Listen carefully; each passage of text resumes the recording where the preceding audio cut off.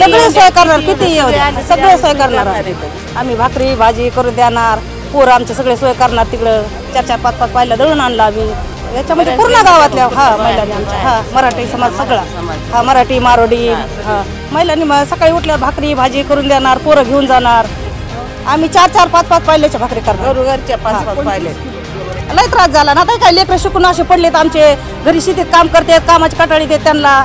आम्हाला आरक्षण नाही तर काय करायचं आमच्या लेकरांनी. आनंद करू, उत्साह करू. आमच्या मुलांसाठी आम्ही काही पण करू शकतो. ते आपल्या गावचे जरांगे पाटील किती मोठे झाले, सगळ्यांसाठी लेकरांसाठी झटायलेत ना ते, सगळ्या मराठी समाजासाठी. त्याच्यामुळे सगळ्यांना आनंदच आहे ना. प्रत्येकाने समजा 2 पायल्या 5 पायल्या काय असेल भाकरी बेसन चटणी ठेसा, ते गावातले हजारो बांधव माता भगिनी तिथून स्वतः घेऊन गाडीने इथपर्यंत येणार. हे नियोजन सेम तसं होणार आहे प्रत्येक ठिकाणी, म्हणजे कुठलीही गैरसोय होणार नाही.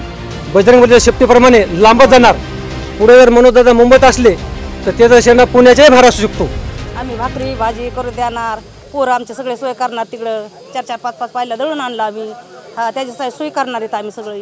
एकंदरीत किती महिलांचा सहभाग असणार याच्यामध्ये पूर्ण गावातल्या महिलांनी आमच्या मराठी समाज सगळा मराठी मारोडी मुसलमान सगळे सहभागी. कोट्यावधी मराठा समाज येणार आहे, सगळे सोय करणार, किती येऊ द्या सगळे सोय करणार.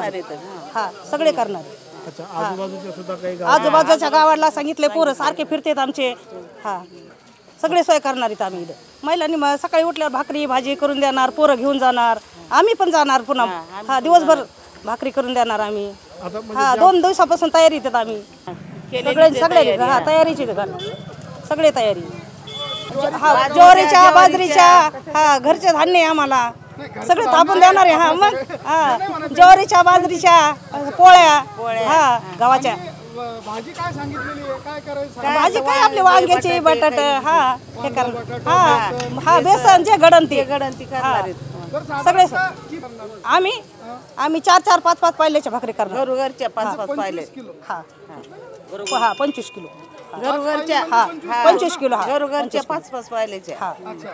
आणि मग ह्या सगळ्या स्वयंपाक आता तुम्ही करणार? हो.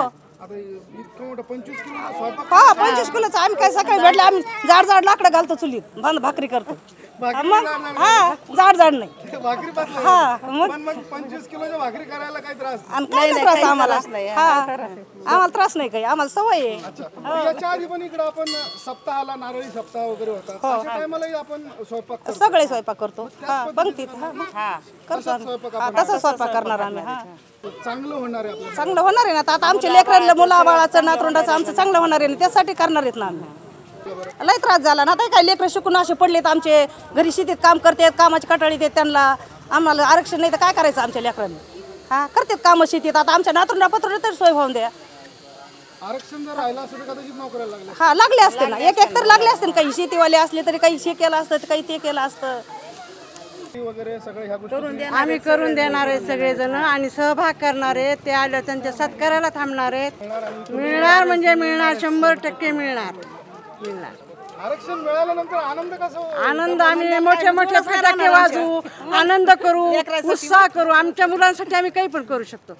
अभिमान म्हणजे आमच्या जवळच आहे, जवळच्या गावापासला आहे. परत तिथं गेल्यावर लोकांना आता किती आनंद होईल की आपल्या गावचे जरांगे पाटील किती मोठे झाले, सगळ्यांसाठी लेकरांसाठी झटायलेत ना ते, सगळ्या मराठी समाजासाठी. त्याच्यामुळे सगळ्यांना आनंदच आहे ना. आता आमचं खरंच म्हणजे परमभाग्यच म्हणायचं की आमच्या गेवरा तालुक्यातील जन्मभूमीच आहे त्यांची. आणि खास करून पहिला मुक्काम त्यांच्या जन्मभूमीत. आणि दुपारचं जेवण म्हणजे हे आमच्या गावाचे केंद्रमध्ये कोळगाव हे ते दुपार जेवण आहे.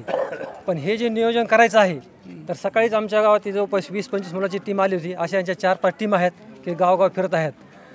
आणि एकमेका सहाय्य करू आवेग धरू सुपंथ ह्या उक्तीप्रमाणे जुन्या काळ संत महंताच्या प्रमाणे की जसं मागाशी आपल्या बऱ्याच बांधवांनी उल्लेख केला की एक नारळी सप्ताह असतो. सप्त्यामध्ये असं लाखो समाज कंटिन्यू 24 घंटे तिथं भोजन करत असतो. पण त्यासाठी काय असतं, फक्त भाजी वगैरे तिथं ती केली जाते. पण जे भाकरीचं नियोजन आहे खास करून आपण असं अनेक पंचपक्वान्न खातो, काही खातो, पण अशा काही विशेष याच्यामध्ये उत्साहामध्ये जेव्हा असतं नियोजन भाकरी असते, बेसन आणि भाकरी आपलं जुनं जे जेवण आहे. तर 25 म्हणजे 50-60 गाव काय असतील त्या गावामधून प्रत्येक गावातून आता हे जनजागृत करून भेटीगाठी घेत आहेत. पण न सांगता जेव्हा मॅच दौरा दादांचा पडला हा नियोजन तेव्हा त्याच्या आधीच नियोजन प्रत्येक गावाने केलं आहे की न सांगता आता हे सांगावं लागत नाही की तुम्ही आम्ही काय करायचं. तर त्याच्या आधी आम्ही 2 दिवसापूर्वी गावात मॅसेज टाकला होता की आपल्याला 20 तारखेला सकाळी 10 वाजेपर्यंत आपला नुसतं मराठा बांधवच नाही तर इतर सर्व समाज, दादा म्हणते ते खरं आहे, कोणत्याही गावात द्या सर्व समाज एकमेकाच्या बंधू भावाप्रमाणे तिथं राहत असतो. नुसतं मराठा समाज नाही तर सर्व समाजातील बंधू प्रत्येकाने समजा 2 पायल्या 5 पायल्या काय असेल भाकरी बेसन चटणी ठ्यासा हे काय जे नियोजन असेल तर ते स्वतःहून घेऊन येणारच नाहीत तर ते वाढण्यासाठी जे नियोजन आहे कुठे कमतरता भासू नये म्हणून की गावातले हजारो बांधव माता भगिनी तिथून स्वतः घेऊन गाडीने इथपर्यंत येणार आणि सोबत येताना प्रत्येक गावातून आता आमच्याच गावातून कमी 2 टँकर पाण्याचे येणार असे 100 गावाला 200 टँकर व्हायला लागले. प्लस दादाने सांगितलं की वाटाने मोटर असेल कोणाचं घर असेल जसं आपल्या आषाढी वारी असते का कोणी म्हणताना माऊली आमच्या घरी या जेवण करा पाणी हे नियोजन सेम तसं होणार आहे प्रत्येक ठिकाणी म्हणजे कुठलीही गैरसोय होणार नाही. पहा मराठा समाज हा पहिल्यापासून शिस्तप्रिय आणि 18 पगड जातीला घेऊन चालणारा सोबत समाज आहे आणि तुम्ही जे म्हणता समजा कसं काही नियोजन केलं का याच्यात प्रत्येक माणूस स्वतः स्वयंसेवक आहे. इथं कोणाला सांगावं लागत नाही की तू हे कर, प्रत्येक माणूस स्वयंसेवक म्हणून काम करतो.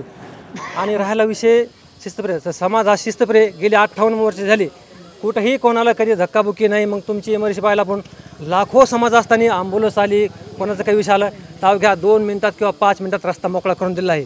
म्हणजे स्वतःही त्रास करून घेत नाही आणि कोणालाही त्रास करत नाहीत. आणि स्वतःचे सिक्युरिटी आहे की सोबत जे जाणार मुंबईला जे जाणारे बांधव कोटीच्या घरात.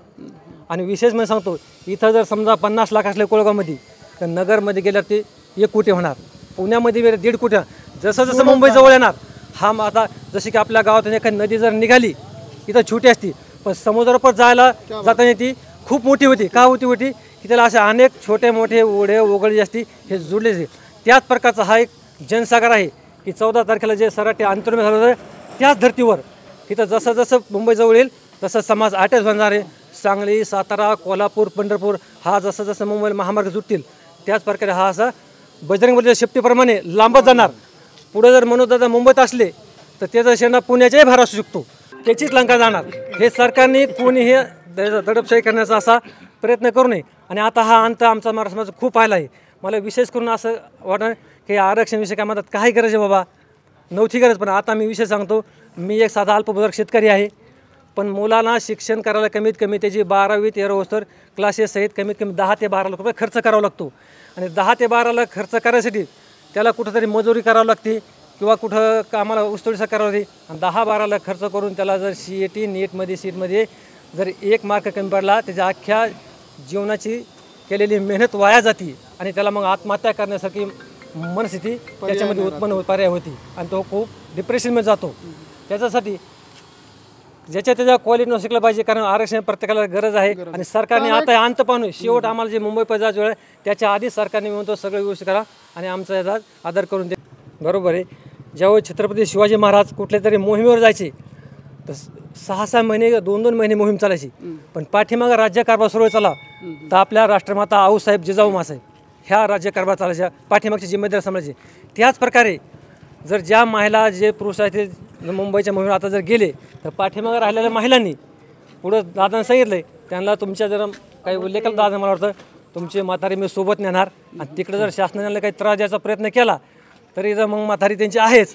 तशी प्रत्येक महिला जी आहे स्टेशन असेल पोलीस स्टेशन रोड असेल किंवा एखादं राजकीय लोकांच्या नेत्याच्या घरी बी असून द्या त्याच्या घरी जाऊन ठिय्या मारणार दिवस उपोषण करणार ह्या अशा प्रकारची रणरागिणी म्हणून उभा राहणार. अशा प्रकारे लढा गल्ली ते दिल्ली म्हणजे काय मुंबई ते गल्लीपर्यंत असे ठिकठिकाणी लढे उभा राहणार.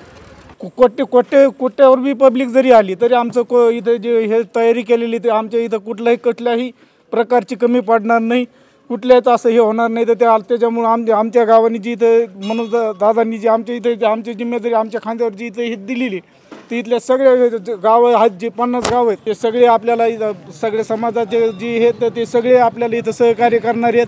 आणि जरी दुसरा मुद्दा असा आहे जरी इथं आमच्या काही बांधवांना काल काही इथं कॉन्स्टेबल नेऊन काही नोटिसा दाखविल्या तर आम्ही त्या नोटिसाला तसल्याला काही घाबरण्यापैकी नाहीत. आम्हाला त्यात तुम्ही कुठं नोटिसा द्या काही द्या आमच्या समाजाकडून तसला काही उद्रेक होणार नाही. जी समाज आहे आमचा मराठा समाज हे एकदम शांतप्रिय समाज आहे. तुम्ही सभा झालेल्या बघितल्या तुम्ही, कोट्यावर ह्यांच्या सभेला पाहिले तर 50,000 लोक नसतात. आपल्या सभेला इतके लोक असताना तरी बी इतकी तयारी आमच्या समाजाने सगळी केलेली आहे.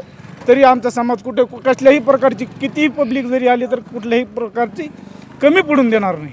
इथं तर आमच्या कोळगावामध्ये 1000 तरुण आहेत आणि जी बाहेरून बी जे आम्ही आज गेलतो तर प्रत्येक गावातून चांगला प्रसिद्ध आज तरुणांचा त्यांनी मस्त आम्हाला 100 तरुण 50 तरुण असं सांगितलं आहे. पण आमचे हिशोब आमच्या म्हणण्यापेक्षा बी जास्त तिथून तरुण येणार आहेत आणि तिथले गावकरी जे इथले जवळचे गावकरी आहेत ते सगळे पूर्णपणे आपलं जसं मुलीचं लग्न आहे आपल्या समजा मुलीचं जसं आपलं हे वराड आहे समजा, या वराडाला आपण जसं वरबाप म्हणून म्हणा एक भाऊ म्हणून म्हणा जसं आपण जेवलेल्या पाहुण्याला जाऊन देत नाहीत त्या पद्धतीने आम्ही सगळे तरुण जे काम आमच्या हातात देते ते काम आम्ही निश्चितपणे पार पाडू एवढंच सांगतो. जगालाच हे वाटेल असं काम केलं. हा, मग आता हे समजा उत्सव आहे सगळा हे पार पाडायला पाहिजे आणि सगळी जनता त्यांच्या मागं आहेच ना. आता सगळ्यांच्या मुलाबाळांचं शिक्षण होईल, शिक्षण झाल्यानंतर सगळे कळकळीने शिकवतात मुलांना, त्याच्यासाठी काहीतरी पुढं फायदा व्हायलाच पाहिजे ह्याच्यासाठी धावपळी ही सगळ्यांची. तुम्हाला वाटतं का बाबा की आतापर्यंत आपल्याला प्रमाणपत्र मिळत नव्हते, आपण आरक्षणामध्ये नव्हतो तर आपलं नुकसान झालं? झालंच नव्हतं, झालं म्हणजे झालंच ना. मुलांना शाळेसाठी फी भरायला लागत होती किंवा काय सांगाल? काय सांगायचं, सगळं आम्ही कबाड कष्ट करून आतापर्यंत मुलांना शिकलं हे झालं, पण आतापर्यंत काहीच मिळालं नाही त्याचा आम्हाला फायदा. आता इथून पुढे फायदा व्हायलाच पाहिजे. आणि ईश्वरून पंचक्रोशीतले आहेत मनोज जरांगे पाटील, अभिमान वाटत असेल? अभिमान वाटतो म्हणजे घरातले असल्याने वाटते, म्हणजे घरातला माणूस लढतोय सरकार. 7 किलोमीटर तो माटुली काय हो, तुम उनसे मिले थे क्या कभी? हाँ कभी भी हमेशा है, बाजार पे जाते चाय पिलाते उनके पिताजी से मिले हो क्या आप? नहीं मुझे अभी तक तो नहीं मिले, लेकिन कभी आने जाने के बाद मिले। अभी कैसा लगता है तुमको कि हमारा आदमी अभी पूरे दुनिया में फेमस हो चुका है? अच्छा है, लगता है बहुत अच्छा लगता है।